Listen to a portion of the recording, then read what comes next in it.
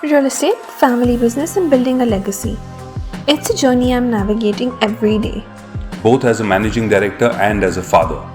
From making big decisions to adapting to Gen Z, industry trends, and smart investments, it's all about growth, ethics, and evolving together. Of course, there's a little fun along the way with my daughter as well.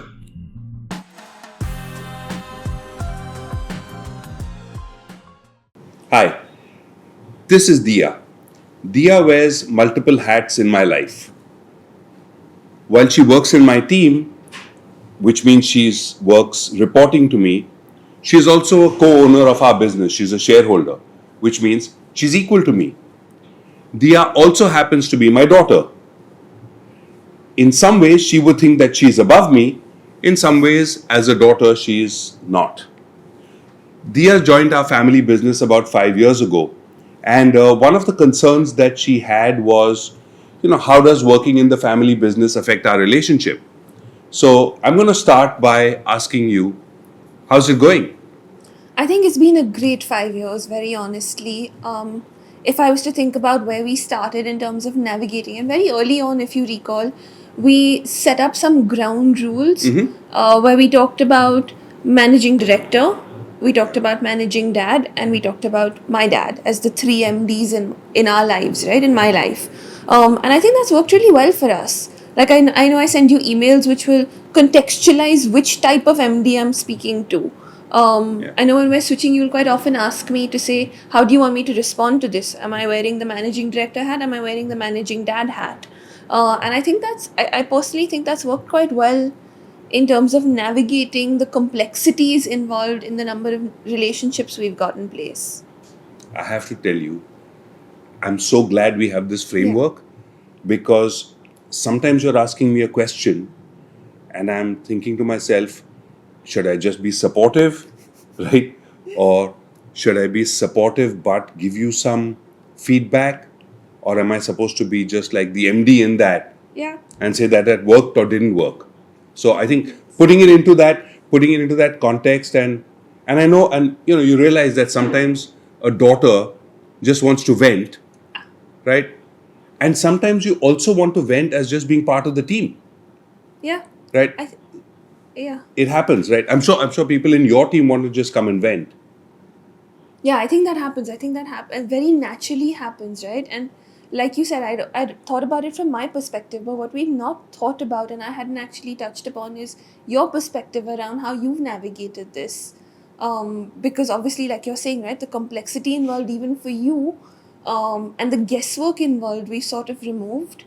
So how have you navigated the personal relationship versus the personal relationship, the family relationship, the work relationship, even in your mind with me joining? And was there something that you were concerned about when I joined? So I think we talked about it, and I think my concerns were pretty much the same, right? And I have the added sort of responsibility that, and you remember we always said that joining the business is not a mandate for you. You don't have to do it, right? You do it if you want to do it. And for me, I think the challenge was, if you choose to do it, how do we get you geared up and how do we get you ready and how do we get you in a place where you learn the ropes, you get the exposure to all aspects of the business, because if you choose to, then one day this is going to be your responsibility.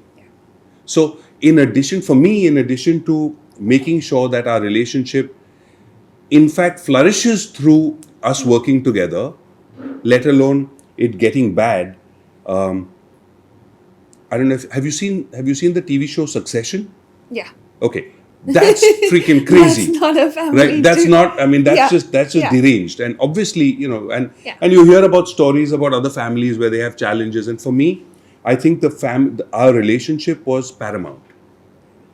So how do we make sure that the relationship gets stronger through this journey? How do we get more time together through this journey? Yeah, I think we've done that pretty well. And I think also for me the added layer is the exposure to the multiple aspects, your induction, the different types of roles that you're going to play, so that eventually this becomes something that you enjoy running, and for you the business is an asset and not a liability in the long run. I love that. There's a couple of things you said which I absolutely love, like our relationship flourishing, asset, the business being an asset rather than a liability, making sure I learn right? And if I was to talk about the learning right and pick up on that, I know my induction was something you spent hours on, very honestly. I remember even before I joined, before I moved back from London, we would talk, we would say, how would we structure this? We talked about the different teams that I would rotate through. You spend a lot of time thinking that through. I just want to understand what what drove that decision to say, like, maybe how was your induction? How did you look at your journey and then navigate my journey into the business? So, so my journey in that sense was extremely different, right? So, the business was much Okay. smaller, and I remember I came back from the US, and it was October '91, Okay. right? And there were two things that were going on a parallel track. On the macroeconomic perspective, India was in terrible shape. Okay, we were in an economic crisis, and that's when all the liberalization and all of that started. Okay, so at the macroeconomic level, we had that going on, and that impacted us at the business level, but more importantly at the family level. My grandfather, Baridedi, was not doing too well at all. He was unwell, and so Dadaji and Dadima and both my grandparents were in the hospital, in and out. He had cancer. He was in and out of hospital, and then they flew him to the US. Oh, so you. And so, all four of them were in the US for about 6 weeks. I was like just here, and in those days it was just strange for me. Like your Dadaji was like running the business. I step in, and for the rest of the team, suddenly I was like the guy, Yeah, this has happened. This right? happened so easily. And they just would come to me and said, "Sir, we need money. So we need this. We need that." And this "sir" kind of thing when you're 22, and it was challenging. We were dealing with cash flow crisis, and I think Dadaji came back 6 8 weeks later, and they all came back, and I think they were just happy that the place was still running, right?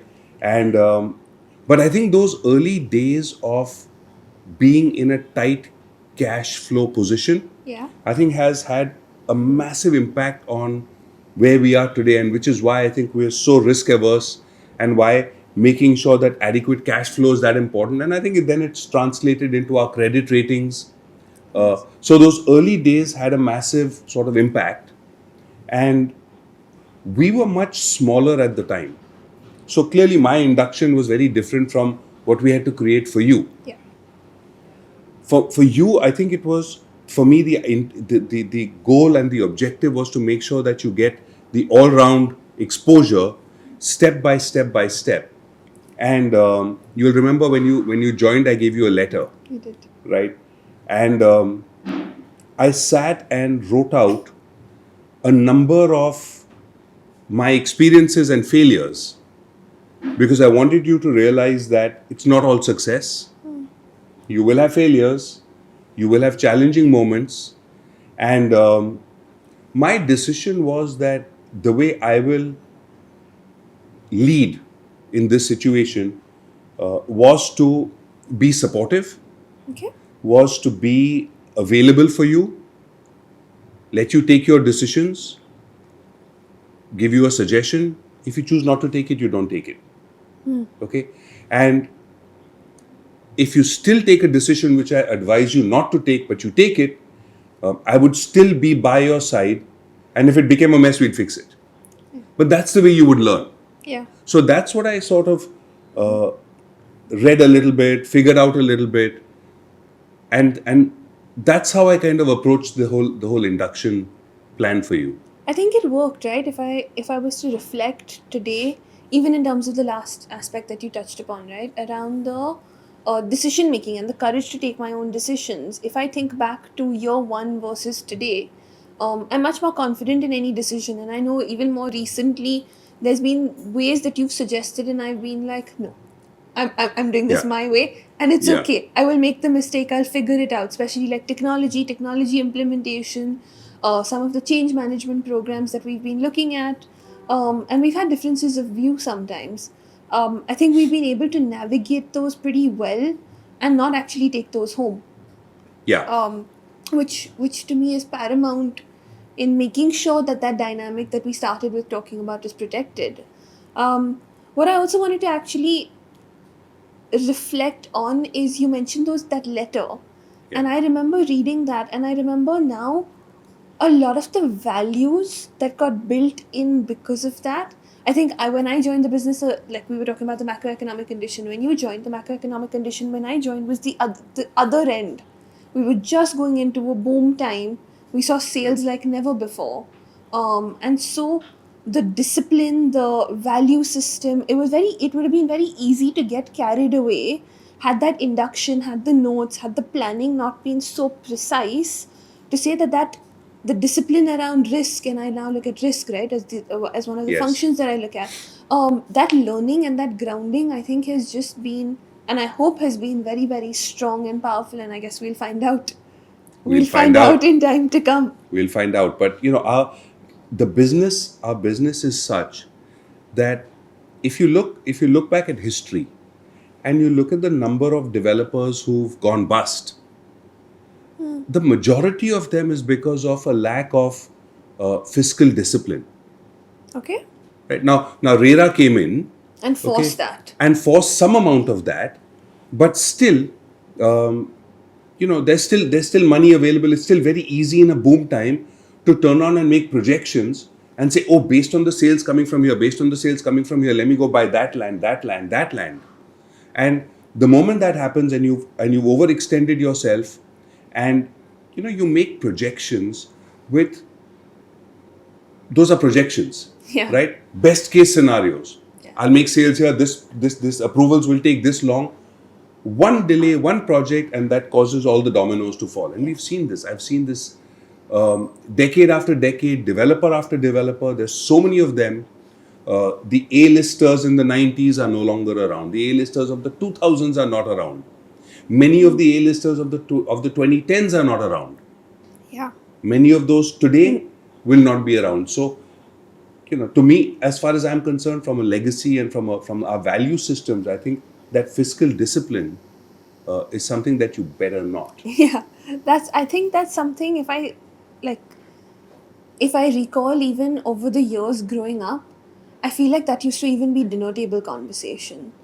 It would end up being, we'd be sitting with like Dadaji, Dadima, us at home sometimes, Right. and the conversations around finances, around just discipline. I think I somehow feel like, other than learning how concrete is made, I also somehow over those years just you imbibe it, right? And maybe that's also the beauty of a family business versus a corporate. Yes. And that's also the beauty of being now third, fourth generation in the business. So actually, that leads me to think about legacy and change, right? Fiscal discipline is one of the legacies which I think actually even comes down from Dadaji's era. Yes. And I think that's just a value that's gotten passed down, and something that we're very cautious on and conservative on. Right. But when you're navigating legacy and you're navigating change, how do you look at that? Because you want to make sure you protect the legacy. And I can think of a number of other international family businesses where each generation has in fact added one layer which has been their own legacy. So Right. how do you view navigating the intermix and the interplay between legacy and change? So, I think change is something that's essential, right? And we keep changing, right? We're constantly upgrading ourselves. We're constantly looking at new product lines. So I think change is something that's all over, right? To me, the legacy is the things that you decide that you will stick with. That those are the things that will last the long term. Trust, for example, you're never going to let go of that. Yeah. Right? If you choose, you want to add something, like we're currently discussing compassion, right? As a value. And as a value, Yeah. right? And over time, as we institutionalize that, then that also then becomes part of the legacy. So you will be able to over time bring about the changes that you want to see happen. Some of those will become will become permanent, and then that becomes part of your legacy. And that becomes part of the organization's DNA in a way. So Absolutely. each generation has its own opportunity to shape the DNA and the future, which I think is so cool and so powerful. But I think each generation must not. It's not about can. You Yeah. must look at Yeah. that, right? Yeah. You must look at it to say, what do I need to change? What's obsolete here? Right? Because some of the things do get obsolete over time. And as you scale, you have changes happen. And as you need to scale, you'll see change. changes. So Yeah. we need to keep reinventing ourselves, right? Certain things will stay true for the long term. But I think, the aspect of legacy, it's it's never too early to start thinking about legacy, and you need to start thinking about yours. Yeah, I love that. I absolutely love that line. So you mentioned that when you joined the business, we were on the smaller side, right? How have you seen the business evolve over the last 3 decades? And also, how have you seen the industry evolve over that time? How long do we have? It's been a 30 plus year sort of journey. No, I think there's been a number of pivotal things that have happened. Okay. Initially, through the 90s, most real estate businesses were very small. There were a few which were larger, but for the most part, businesses were quite small. As we went into the 2000s, the biggest change that happened then was interest rates came down. And so in the 90s, people would be borrowing at 16 and 17% to get a home loan, right? So affordability was sort of Low. just very, very low, right? Yeah. Virtually non-existent. When the interest rates came down and they hit, I think, if I remember correctly, it went down to like 6.75 was the lowest it's been, right? That set the home demand on fire. Look, India's always had a need for homes, Yeah. right? But it's when prices go too high that the demand goes out of the window. When interest rates go too high, the demand goes out of the window. So, Always. So the demand got triggered. So that became. So then more another capital came in. boost. Yeah. So, there was demand, and then capital came in I think 2006 is when they opened up for FDI and real estate. Got it. So that's when the first wave of investments came in, and that helped to scale up businesses. So the industry continues to evolve, scale continues to drive, there's growth happening, companies continue to get larger, the customer base keeps increasing, talent continues to come in, right? And then the industry had a number of different hits along the way. Demonetization was one of them. To a lot of players, RERA was a big hit. Because of the discipline that we were talking about. Because of discipline, exactly. Yeah. Like for us, it made no difference. Following that discipline, keeping the customer at the center, Yeah. being transparent were things which RERA really brought about in the industry. And so that big change happened. Financing has changed. Okay. The customer has changed. Right? The legal environment has changed. And all of this has been great from the industry's perspective. The interest rates, mortgage rates for customers have come down, Yeah. but on the financing side for developers, right? It's really funny that the Reserve Bank does not allow banks to fund developers to buy land. Yeah. Okay. So, and this has been the case for a long time. So, developers used to go to the NBFCs. They were less regulated in those days. Regulations have come in then. So we now have RERA. So there's an escrow mechanism. Taking money from one project, putting it away into another project, leaving customers high and dry, that's no longer possible. No longer an option. Right? So a lot of things around money has totally changed. There was a time when, like, for example, for a lot of our financing, right, we look at listed NCDs. It would have been unheard of for the industry to be looking at listed NCDs in the bond market 20 and 30 years ago. So in that manner, there's a lot of changes that have happened Got it. on that side. On the regulatory side, the biggest change I think has been RERA. Now there's some criticism that RERA hasn't been as effective as it could, but I think like in Maharashtra, for example, RERA's done a very good Very job. strong. It's very strong, Yeah. right? The regulator's proactive, very strong, and it has brought about a lot of discipline as far as the industry is concerned. And I think that's really good. For the third segment of where I said that there's been changes, that in the consumer, one of the things which you may have heard me say this, right, with consumers, and the big change with consumers is social media, right? Yeah. And you're dealing with customers, and you hear Yeah. how frequently you get threatened For an escalation. for any kind of escalation. If the customer Social says, media. "I'm going to put this on social media and make it viral," Yeah. right? Yeah. This was something which was never the case in the past. Yeah. So consumers have a much greater voice. They have a much greater power. RERA gives them that. Yeah. Social media gives them that. So they have a stronger voice, and I think it's important. So I think that change that happened on the consumer side It was very good. is good. Now we hear there's also the flip side of it, right? Where people will try and take advantage. And we constantly hear that even if your agreement says we're going to give you XYZ, people expect more, Yeah. and then they say, listen, we expected this because of 3 words, the Your Gera brand. Yeah. Right? Yeah. We didn't expect this from the Gera brand. Yeah. Right? And we will make it viral on social media if we don't get this. Yeah.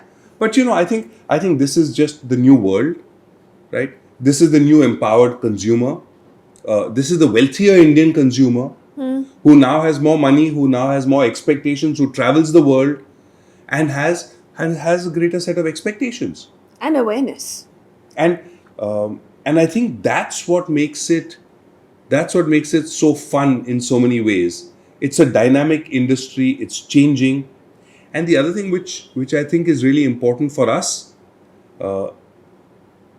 I know this is me personally, and I know it's you as well, but I think being thin-skinned, When it comes to customer feedback. I think when it comes to everything, Yeah. Or actually, yeah. all Yeah. your stakeholders, Yeah, right? yeah. So if you're thin-skinned when it comes to your employees, you're going to be listening better, right? Yeah. You're going to be more sensitive to them. If they're not happy about something, you take it on board. You're not going to be just brush it aside and say, I don't care. Just, this is how we do it. Yeah, I would tend to agree with that in terms of even when it comes to, and just adding on to what you said about customers, right? If I think about the future generation when it comes to customers, with Gen Zs coming in, that value base, when you're thin-skinned, your values are stronger, you live by your values, you listen in much more, and I think with the Gen Zs coming into the market, that's also going to be very, very important. Do you think so, really? I think so. Because- Because they've grown up in a digital era. So, like you're talking about, right? Their awareness is significantly more. Their empowerment to take on something is that much more, and their ability to take something like that to follow what they believe in. Okay. You see it, and you see it with them today. They're probably in their 20s, early 20s, right? Teens, early 20s. And you see that. You see how they will relate to a brand which matches their values much more significantly than a brand that they don't relate to. I'm so glad, and I hope that really happens, because for years, and this was in the early days when I would actually meet with customers to sell, right? And customers you talk to them about what your offering is, and you talk to them about the fact that, listen, we're a brand, we've been around. You talk about all the softer aspects of what we offer, Yeah. and all they were concerned was about price. Yeah. It always came down to, but so and so is giving it for 50 rupees less per square foot, Yeah. right? No, 50 rupees less was On a cumulative is in percentage terms, it wasn't that much. Yeah. But still, people weren't willing to pay 2 and 3 and 4% more for somebody who said, listen, we've been around this long, right? I had an example. a customer came to us, it was early 2000, and this person had bought from Dadaji in one of the early projects, I think it was in the 70s. And she reached out to me and she said, listen, my parents passed away, I inherited this home and I can't find the plans. Some architect is saying we'll go into the municipal corporation. They are asking for ₹1,00,000 to try and get me the copy of the old plans. This was in the early 2000s. Yeah. So I said, let me look it up, let me check it out and get back to you. Yeah. 2 days later, we messaged her saying, we've couriered a set of your plans to you. Wow. Now, we have those records, we have all of that. In those days, people didn't see value in things like this. Yeah. Right? So I hope you're right that tomorrow's consumers do actually see value in the good that you do, right? In the way you treat employees, in the way you treat your construction workers, Yeah. Okay. right? In the way you approach trust, transparency. And I think if that starts happening and consumers are more discerning, then more and more developers will be forced to do that. Yeah. And that's what changes the industry. It's a wave and it's the push from the consumer which changes the industry. Got it. Well, that's interesting. Yeah. But talking about the next generation, right? And in the workplace especially, you employ a lot of them, Yeah. right? And you interview a lot of them. Yeah. And I get to read about this, about how people are saying we don't want to hire Gen Z. They're too entitled, and they're too soft, and they're not willing to work hard. What's your experience? It's actually been a little bit mixed. I think there are pockets where they're extremely driven. Whatever Okay. said and done, I think they're extremely, extremely driven. But they're driven in a fixed window. For them, the whole phrase work-life balance, which is used quite loosely today, but the phrase work-life balance is actually very important to them. So they'll do what they have to, but they want the flexibility, they want the freedom. They'll do more than what they have to, but they want Okay. the flexibility and they want the freedom to do it their way. They figured out their own ways, and today I've seen them will not do anything that requires hours of painful, tedious work, which I think is very different to probably your generation. I think my generation somewhere in the middle. ChatGPT solves every problem for them. I've got a couple of Gen Zs in the team, and any question you ask them, I'll get back to you. And the number of emails I've actually received, which I'm like, I can see this is ChatGPT. Can Right. you please at least... So there's a mix, right? Like, you're doing it efficiently. They're driven to work efficiently. They're driven to because they've grown up in the digital era. They're driven to find their own answers. But at the same time, sometimes when they're trying to take the lazy route, Right. you end up, it's a double-edged sword. So you end up on the other side of it. But I think as an employer, we're going to need to change some of our practices in order to be able to attract the Gen Zs. Okay. And what I mean by that is someone who's, and we were talking about Vishwas yesterday, right, who's been with us for 30 years. What drives him today, he's in a lot of ways been doing a lot of the same things over the years and is okay and has been okay with that. We've had a few people in the organization who have gone with what they've known, whereas today Gen Zs, I think, need challenge, Okay. need something new, need things to be fast-paced and interesting, and constantly evolving. And with the industry we're in, change, evolution, some of those things you're dealing with bricks and mortar, right? Right. So some of that change is not probably at the pace that a Gen Z may expect. And that's something we're going to have to navigate, either through things that we do culturally, either through things that we do to give them other growth opportunities other than the day-to-day core role that they will have. So, how do you see change for the business and for the industry looking forward? From your lens, from your perspective, what do you see happening in the Very future? honestly, from what I've also been seeing over the last 4 or 5 years, I think technology is going to be a big, big game changer. And a lot of people have been talking about construction tech and prop tech, right? And I think we're still very early on. We're literally at the top of that pyramid and at the tip of that iceberg, if you may call it that, in terms of the ability and the opportunity that technology has. Like, look at what we've done on our entire construction tech, right? Right. Where we're using quality based progress monitoring systems integrated fully into progress monitoring systems. And if I think about where it could go, right, your design planning can happen, your customer transparency, which you want to talk about. Customers can't necessarily be at site every day because of safety reasons. Right. But imagine a world where they could log in onto their phone and be able to see what the progress of their home that they're putting all their life savings into. Right. And what you're talking about, right? 30 years more of paying that out. Imagine just that ability to see that versus it's a big black wall that they can't see behind, because also they don't understand what's actually happening in building that, right? They're not from the industry and you don't expect them to. But if we're able to find a way where you're able to use the construction technology to showcase how their home is progressing or how their commercial office or whatever the unit is Sure. progressing. So I think we're at a very nascent stage, and I think that technology is actually going to be the biggest game changer. Okay. And like we said, Gen Zs, the expectation around technology, they've grown up in that digital era. They Right. know no better Right. than they've never dealt with. And I'll say this, and you laugh at me for saying this. I at least used an old, like, cordless phone at some point. Right. Right. And I dealt with no Netflix growing up. What was on TV and on the weekend in that 30-minute slot, if you remember, I'd argue to be like, this is my 30-minute watch time. Right. Right. Right? They don't know that. Yes. They don't know that world.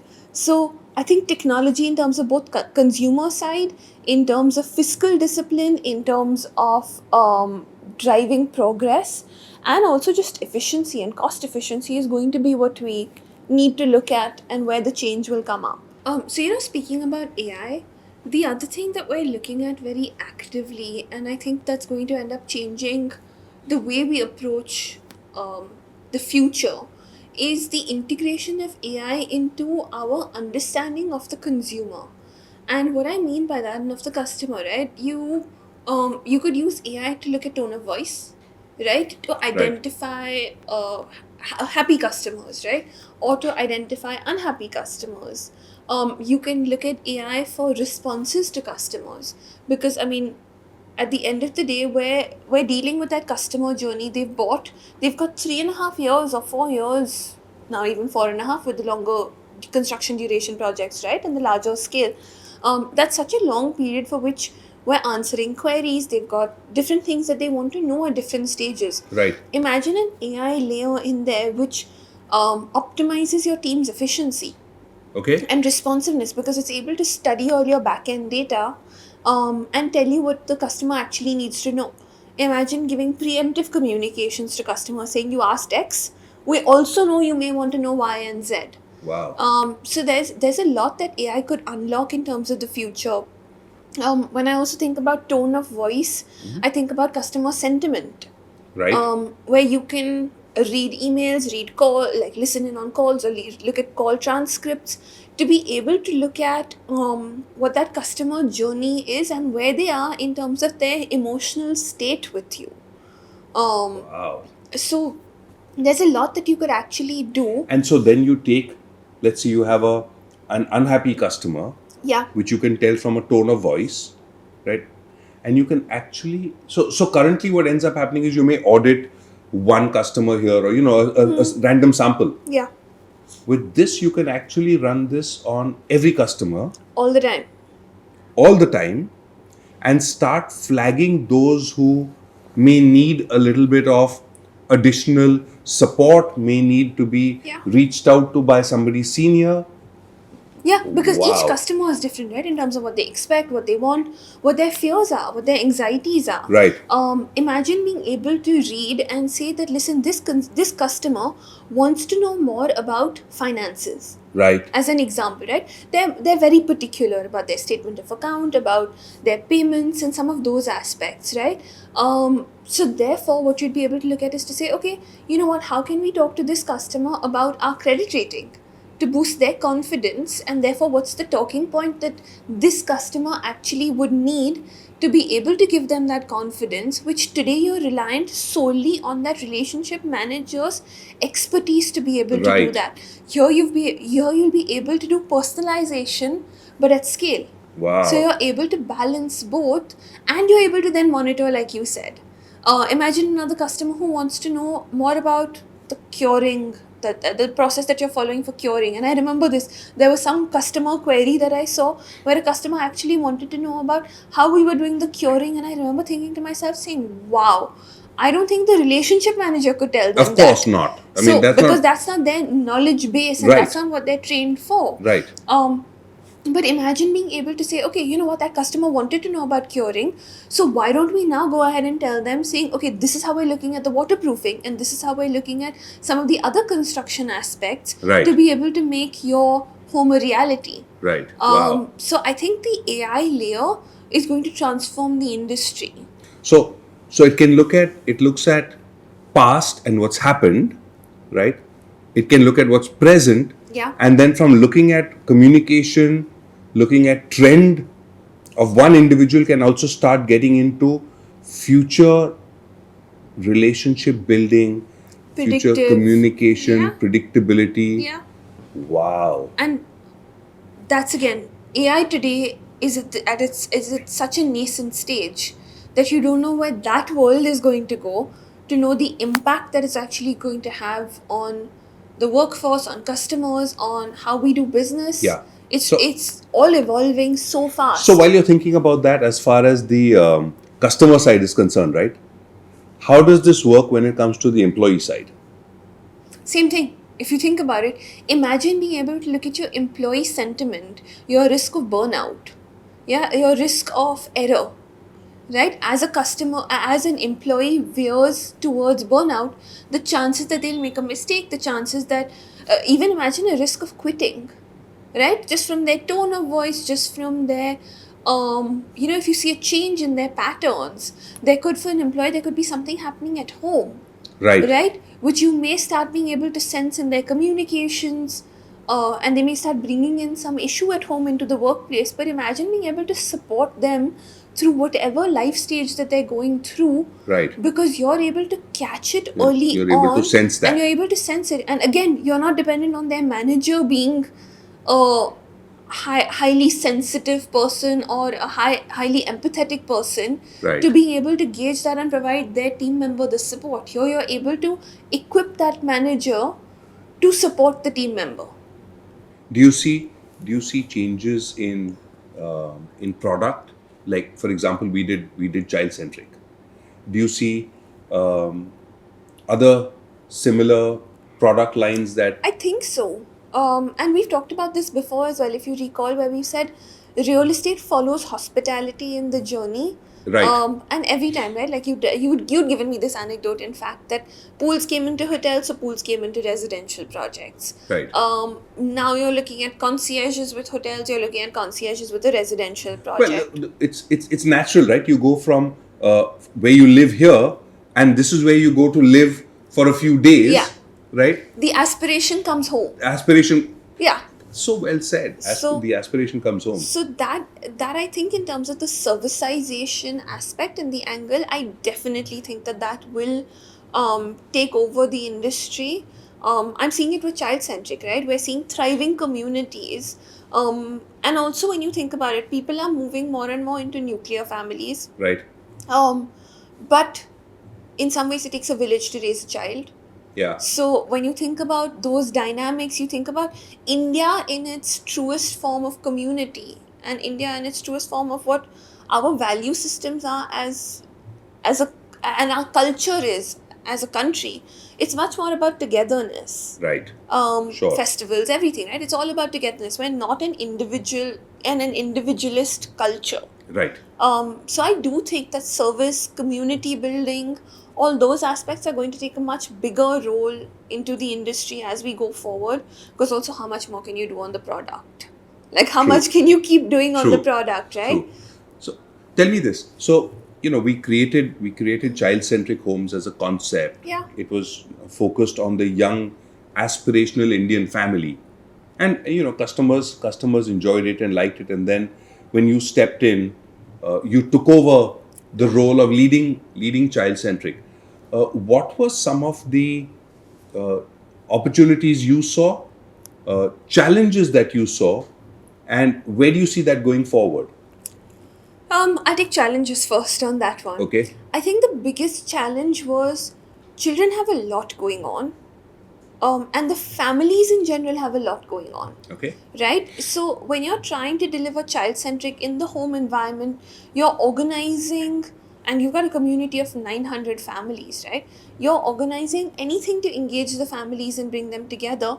The challenge is exactly that, to say you're dealing with diverse interests and varied interests, so you need to balance the requirements of the community and know your community and know the audience. Right. You need to balance the fact that suddenly March is a no-go period because it's exam season. Right. But that's for one set of kids who are in one type of school and one academic program. For the other, Oh. it's April and May. So you're Right. suddenly dealing with like just a varied set of requirements. So yes, it's an aspirational Indian family where both parents are working. Right. There's no time. They want to give the best to their children, and that's actually the opportunity, right? That you've got people who want to absolutely give their children the best opportunity, and like our vision is, right, to help them soar and help the children grow. Right. And they want to give them the absolute best. They want to give them what they've not had. Right. So I think that's been the opportunity.